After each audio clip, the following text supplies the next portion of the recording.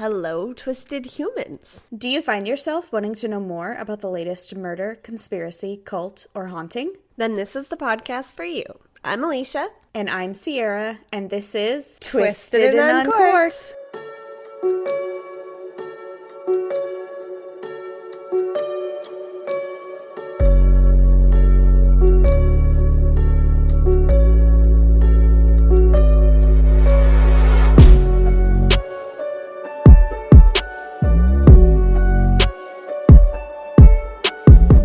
Welcome to another episode of a Twisted and Uncorked Spooky Edition. That was my best spooky voice. We are on episode 36, and today we are doing another serial killer. But before we get into that, do you have a fun fact for me, Sierra? I want to hear yours first. Oh, okay. The master of suspense who terrified audiences with movies like Psycho and The Birds considered himself an ovophobe, someone frightened of eggs. Alfred Hitchcock explained in an interview in 1963, "I'm afraid of eggs. Worse than frightened. They revolt me. That white round thing with any holes, and then you break it and insert it, and there's that yellow thing, round, without any holes. Blood is jolly and red, but egg yolk is yellow, revolting. I've never tasted it." Wow. He's quote. really freaked out Really by that. afraid of eggs. And speaking of fears, the fear of wine is called onophobia. And speaking of wine, I will get into that after. I'm not used to going first. I'm sorry. Did you know that babies are born with 300 bones, but adults only have 206?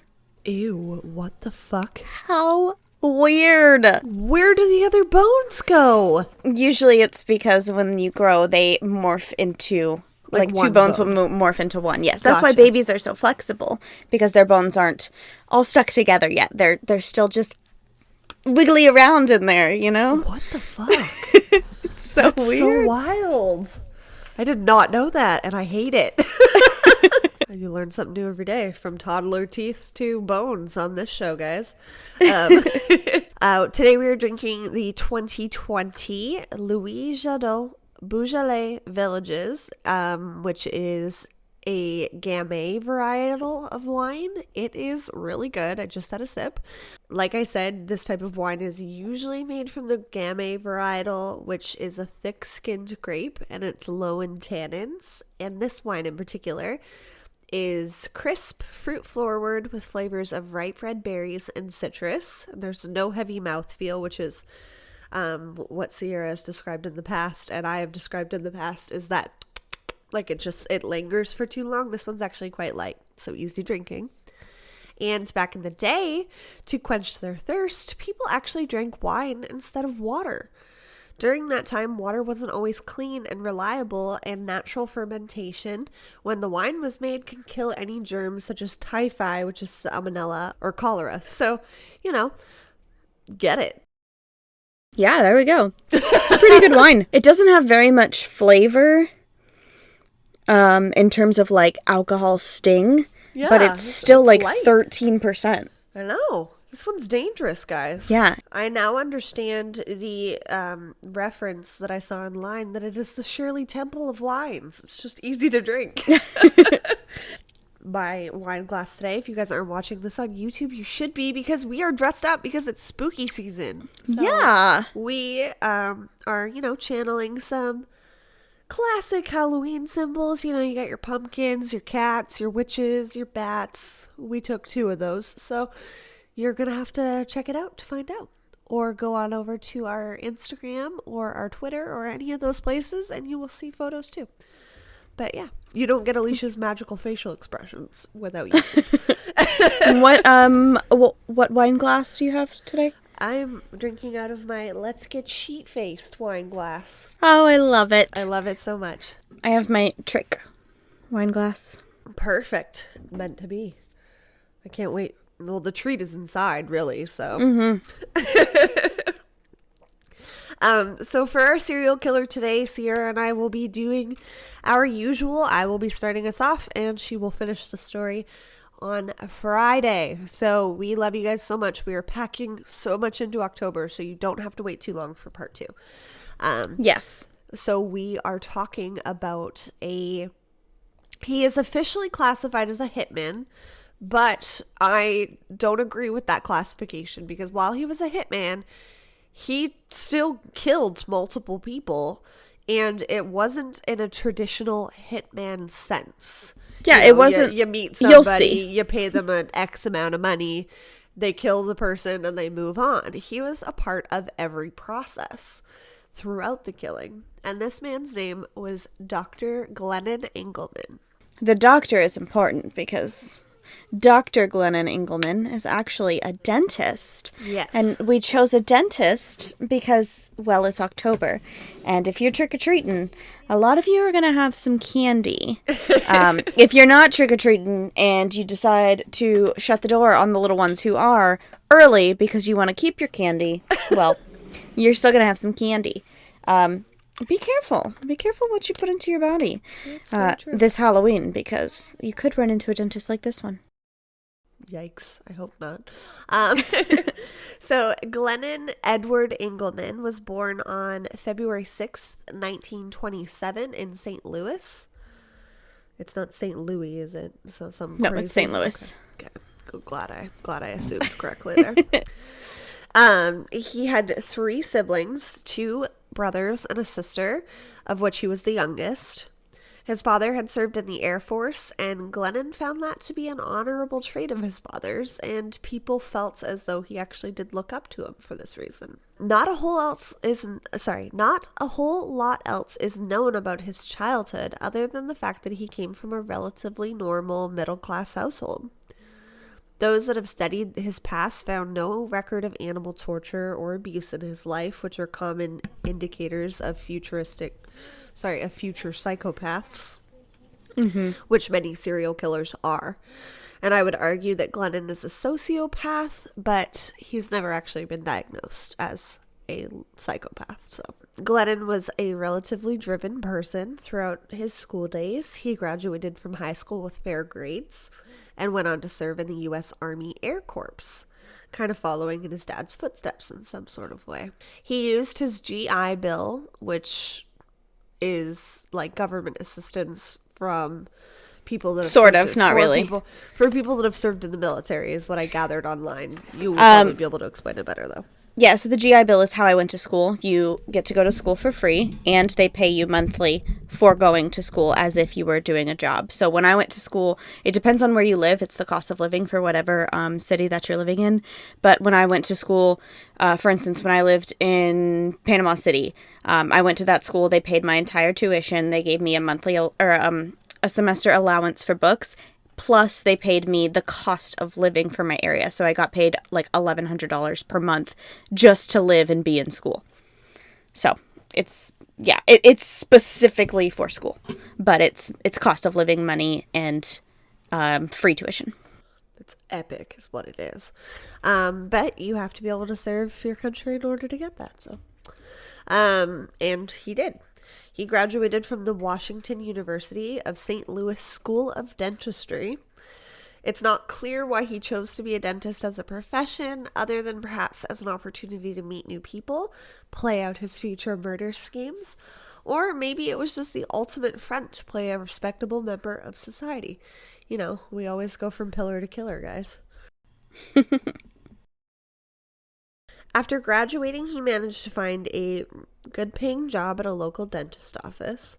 After paying his remaining student debts, Glennon found it in his black heart to give back to the community in some way, and he actually treated some of the city's poorest patients on the house. This earned him some brownie points around the neighborhood, and once he got his own practice up and running, he was known as one of the more decent and respected members of society. Like I said, pillar to killer. He really did seem to care about his community. But it's hard to tell whether or not he was being genuine or not, being diagnosed as a sociopath. Although, again, it is usually a psychopath that has that superficial charm, but Glennon did have that charm, and he was able to sway people in his favor. There was talk about some possible troubles involving the IRS, but by all accounts, Glennon was making good money in his practice. Other than the monetary or the potential monetary trouble, the official motive behind what happens next in our story is unknown. Perhaps the thrill of earning a sweet little payout, just a part of a sick game for him. Maybe he didn't need the money at all, but either way, he did start moonlighting as a quote-unquote hitman. Glennon was not a traditional hitman, though, like I said. He was involved in the entire murder process, from planning to killing. Unlike most hitmen, like I said at the beginning, who are just told who to kill and then get paid and move on. Part of how he found clients for who he was able to... Part of how he found clients for this was that he was able to manipulate women easily. Because there he was we go. Smooth talker, he was charming, kind of Ted Bundy-esque. Yeah, I feel like everyone calling him a hitman is kind of Misleading, like giving him too much credit. And yeah, it's misleading. He was a fucking controlling man who, He groomed women. But fit. we'll get to it. Yeah. And a lot of this manipulation took place over time. It was almost like he dropped seeds in their head and then would like come back and just like touch on it Literally later. grooming. Exactly. He had a good job. He was considered handsome. I don't see it. He was well liked in the community, blah, blah, blah. And he had no shortage of female callers. His first official kill in this new profession of his was yet to come, though. Early in 1958, he met Edna Ruth Ball and was quite taken by her. They had a lot in common, and she challenged him. He felt like he could really let his guard down around her. In fact, she wasn't upset about this new monetary scheme he had in killing people for insurance payouts. In fact, she encouraged it, according to Glennon. On June 28th, 1958, Edna and Glennon were married, and one day after 3 years of marriage, the two split amicably. Like I said, they were kind of like twisted friends, not in the way that Sierra and I are, and confidants. They just didn't work out as a couple, and the two parted ways. Edna went on to remarry a man named James Bullock.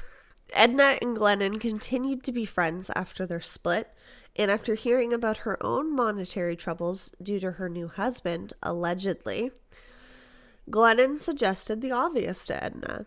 They should work together to have him killed for an insurance payout.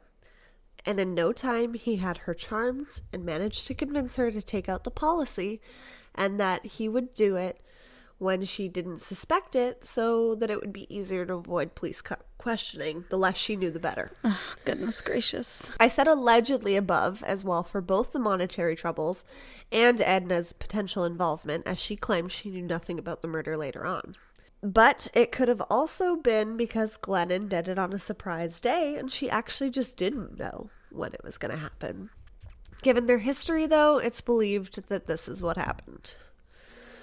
James Bullock was 27 years old. He was managing being a husband to Edna, working as a clerk at an electric company, and going to school. In December of 1958, one evening he was on his way to class. He parked his car outside of the dormitory and was shot.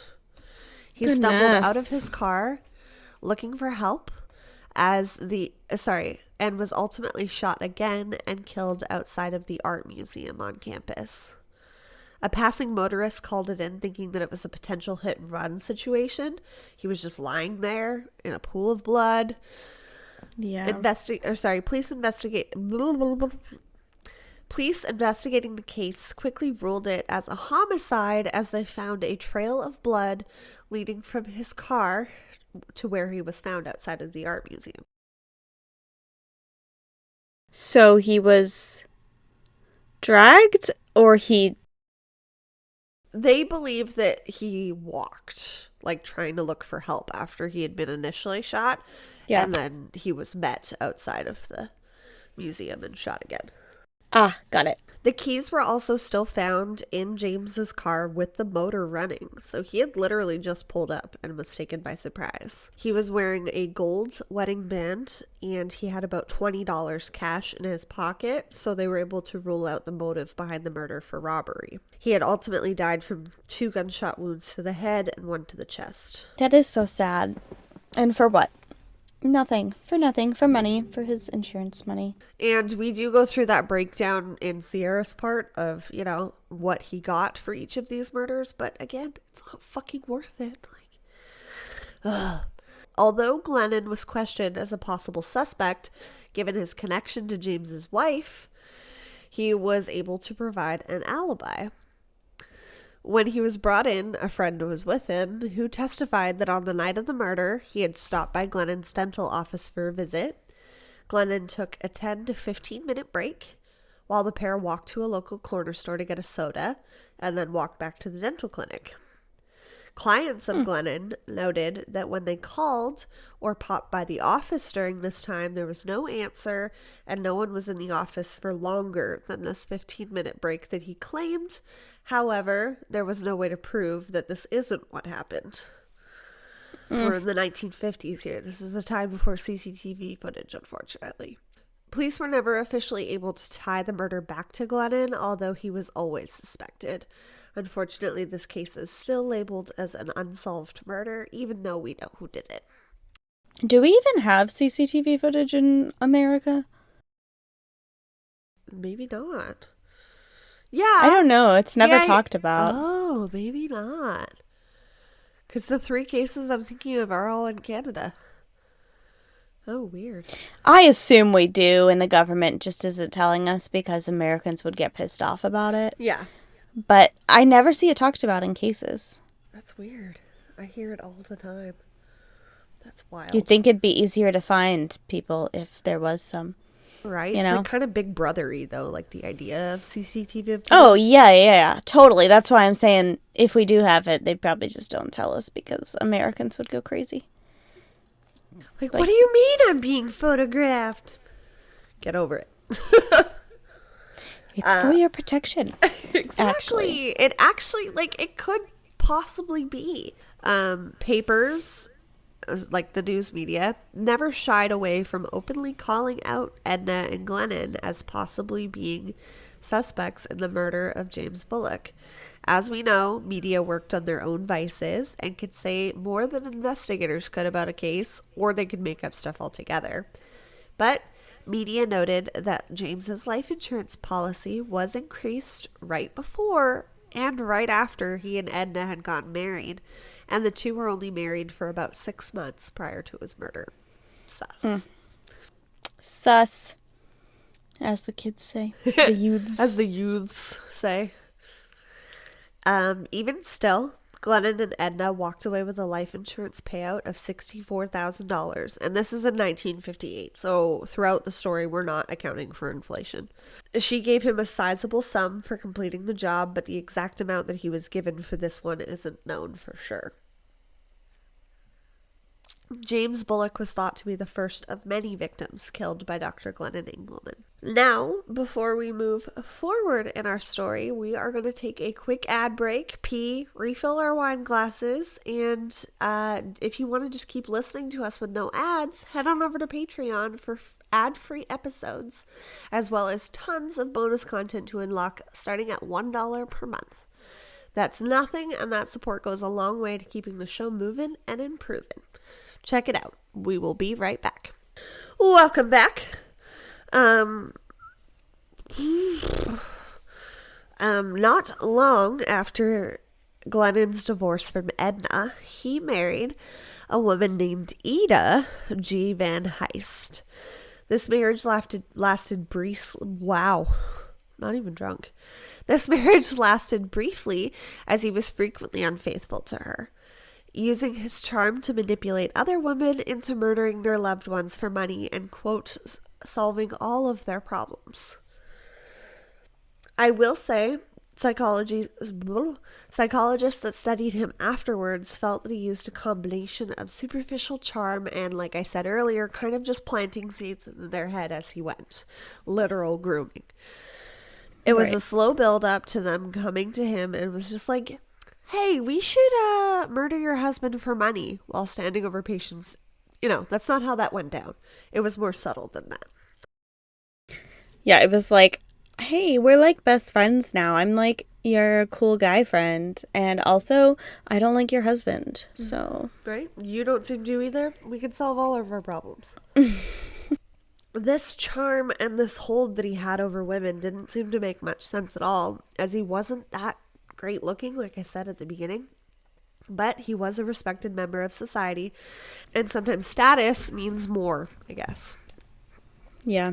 Another one of his business ventures that Glennon had started, in addition to dentistry and casual murder, was a drag racing arena. He even managed to convince one woman to toss some of her blood money, aka life insurance payout of $16,000 she had received after Glennon killed her husband, into the drag racing business that he was starting and upholding, which he believed was sure to be a huge success. Spoiler alert, it was not. Yeah, I wouldn't think so. Like, no offense to him, but like, he's a dentist. What the fuck does he know about drag racing? Exactly. But whatever. This man that he killed was named Eric Frey. He was a business associate of Glennon's, and he worked at the drag strip with him. I also saw in some reports that he had actually been an investor in the drag strip as well. More motive to get rid of him, so all of the profits would go to Glennon, right? After meeting Eric's girlfriend while working together, Glennon was quickly able to charm her and would sleep with her behind Eric's back on occasion. So it's not surprising that he was able to talk her into this money scheme. Just disgusting. Yeah, it's grooming. He's like 100%. So slimy. Like the entire time I was doing this research, all I could keep saying in my head was just slimy. Like he made my skin crawl. Ugh. Yeah, he's a gross person for sure. On October 3rd, 1963, Eric was killed in a dynamite blasting incident while helping Glennon with some construction on the drag racing strip, as well as getting ready for a TNT race. So they had dynamite there because I learned that if you light fuses a certain amount of feet behind the cars, it like creates a blast that pushes them forward essentially at the beginning. Obviously that's not safe at all, and that is why it doesn't exist today. TNT racing today takes another meaning, but back then that is what that meant. I had to look it up because I did not believe it to be true, and I was like, why the fuck is there so much dynamite happening? Yeah, that's really strange. Okay, just have dynamite. Yeah, cool. right. I mean, I guess you could get dynamite a lot easier in 1958 than you would be able to, or 1963 than you would now. But yeah, just wild.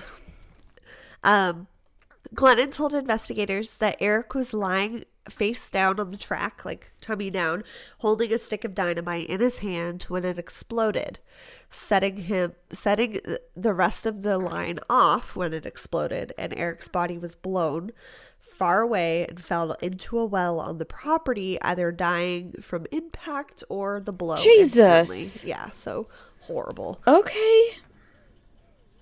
His death was ruled an accident, as there was again no proof. But how weird that the people around him and those connected to him keep dying in such tragic situations, right? It's weird. So strange. What is believed to have actually happened, with combination of Glennon's later testimony as well as investigators' beliefs, is this. Glennon hit Eric over the head with a piece of stone or rock fragment from a previous controlled blow on the track and threw him into the well with a stick of dynamite. Again, there's no way to prove it, but the media was not shy in outing their opinion and suspicions of Dr. Engleman. Okay, that's a lot different than what we heard. Yes, a lot different. And we do know from his time in the military that Engleman did have experience using dynamite, but Eric did not. So from the perspective of the public and the investigators looking at the situation initially, they could have chalked it up to it being a short fuse. He did something wrong while he was placing it. Any number of things could have gone wrong. And again, it's like, if you were the experienced one and you're his business partner, why weren't you the one handling the dynamite? But anyway. Yeah. Suspicious. In 1967, Glennon married Ruth Jolie, or Jolie, I wasn't sure how to pronounce it. I think it's Jolie. Jolie. This was Glennon's third and final marriage. Together they would have his only child together, a son named David. Ew, David. I know you don't like. Right in the middle of his father's murder spree, of course. I wasn't able to find anything else about Ruth or David or where they are today, which is understandable given the situation. But that is really all we know. We don't even know when David was born. And I'm thinking it's because that is either not his real name or a name that, you know, just was chosen to be given to him because of storytelling purposes. Right. Which is great. I mean, not every serial killer's child is their parent, so they deserve to be able to live a free life. We talked about this in episode 1 way back. Yes, when we talked about Ted Bundy's daughter. I mean, as much as we are curious and we want to know more, these people deserve to be able to live out the rest of their lives in peace. Yes. Now, as we see with some prolific killers, Glennon would not kill again, that we know of, for the next 16 years. Part of this would have been, you know, his new marriage to Ruth, his son being born. Maybe he was laying low since the press was just firing at him constantly. We don't know. All we do know is that Glennon Engleman was careful and calculated in every move. And Sierra is going to pick up on this in our story for part 2. But like I said, we love you lots, and you're getting part 2 on Friday. So stay tuned. Of course. Because we love you lots, and we got lots of spooky stuff happening this month. But in the meantime, if you could please go and leave us a 5-star review wherever you are listening. It truly is the best way to help us out. If you don't want to join Patreon, or you don't want to email us a listener story or whichever, it really does go a long way. Even if you just want to do the rating, it really does help. You don't even need to type anything. But we do really want to know what you guys are thinking about the show. And 70% of you are listening on Apple Podcasts, which is like the best one to leave a review on. So go and do that pretty please, so other people can find your favorite Twisted Twins. And we are also all over social media. We are Twisted Pod on Twitter and Twisted and Uncorked everywhere else. And like I said, if you're not checking out our YouTube channel, go do that and subscribe so you can see all of our fun Halloween costumes throughout the month. And we will see you on Friday. But in the meantime, what day is it today, Sierra? All right, today is October 12th, and on this day we celebrate the birthday of Adnan Mevik, who was the 6 billionth person to be born on Earth in 1999. Are you kidding me? So today is... Jesus. Yeah, today is known as the Day of 6 billion. Oh, interesting. When the 6 billionth living human was in the world. I mean, you know, welcome to the world, I guess, but that's too many people. Yeah, and I believe it's 6 billion all at once. So today, as of October 2021, there are 7.9 billion people. So in just the last, 21 years, we've had 1.9 billion more. So that is crazy. Wild. That's too many Lots of people. fun. Like Sierra said in a Patreon episode, controlled population, okay? 2 kids max. Jesus. Don't get greedy. As I come from a family with 8 siblings. Yeah, well, I mean, you made up for that by only having 2. It's fine. We love you guys lots. Thank you for listening. Don't go to Dr. Glennon Engleman for your dental needs after you eat all this candy. And we will see you on Friday for part 2. And in the meantime, keep it twisted. Thank you for listening to Twisted and Uncorked Podcast. Remember, if you like the show, to go leave us a 5-star rating and review. We couldn't do it without you guys. Now stay tuned to hear about another cool podcast. Hey guys, this is the Tipsy Ghost, and we are Sarah, and Lindsay. We are 3 best friends with a podcast about true crime, paranormal, and a little bit of everything, including UFOs, conspiracies, and cryptids. But our favorite thing to do is go to haunted locations and investigate. Right. 2 of us are believers, though, and 1 of us not so much. I resent that comment. How dare you? I think we do a pretty good job about balancing my skepticism with you guys' hardcoreness. True.